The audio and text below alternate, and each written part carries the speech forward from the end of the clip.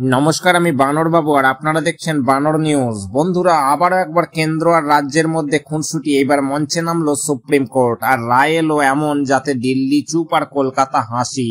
আপনারা জানেন তো, বহু বছর ধরে পশ্চিমবঙ্গে MGNREGA টাকার জট ছিল।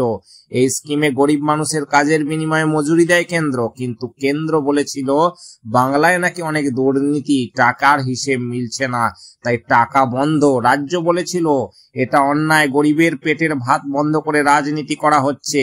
এই নিয়ে মামলা গিয়ে পৌঁছায় সুপ্রিম কোর্টে, আর সুপ্রিম কোর্ট বলল কেন্দ্র চাইলেও এমন ভাবে টাকা আটকে রাখতে পারে না, রাজ্য যেহেতু স্কিমের অধিকারভুক্ত তাই তহবিল দিতে হবে।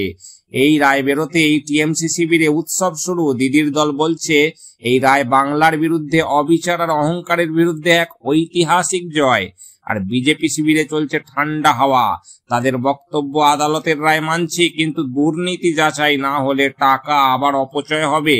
এখন প্রশ্ন হলো, এই রায়ে কার জয়, গরিব মানুষের না রাজনীতির? টাকা আসবে ঠিকই, কিন্তু সেটা গরিবের ঘরে পৌঁছবে তো, নাকি আবারও কারো পকেটে গিয়ে ঢুকবে?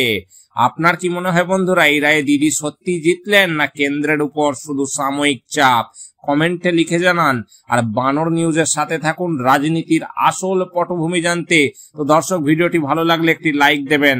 আজকের মতো আমি বানর বাবু এখানেই বিদায় নিচ্ছি। দেখা হবে নেক্সট এরকমই কোনো গরম টপিকে। ততক্ষণের জন্য টাটা, বাই বাই।